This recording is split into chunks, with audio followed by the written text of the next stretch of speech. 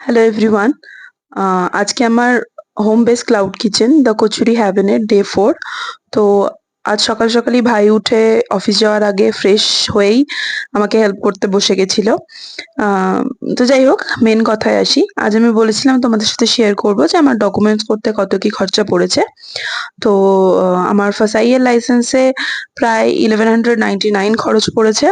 R trade licence with government ফিজ 2500। তো আমি government ফিজ কথাটা মেনশন করলাম, তার কারণ হচ্ছে ওটা ডিপেন্ড করে আমি কি ধরনের রেস্টুরেন্ট খুলছি, মানে রেস্টুরেন্ট না ক্লাউড কিচেন না ক্যাফে, তার উপর ডিপেন্ড করে ফিজটা হয়।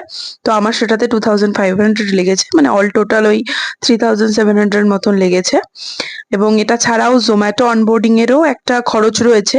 এবার সেটা জোম্যাটোতে কি করে কি করতে হয় বা কিভাবে ওরা অ্যামাউন্টটা ওদেরকে পে করতে হয়, সেটা আমি তোমাদের সাথে নেক্সট কোনো ভিডিওতে শেয়ার করব। আর এই ডকুমেন্টস গুলো আমি কোথা থেকে করিয়েছি, মানে কোন এজেন্সি থেকে, সেটা আমি তোমাদেরকে ডিসক্রিপশন বক্সে শেয়ার করছি। তো বাই বাই, আবার নেক্সট ভিডিওতে দেখা হবে।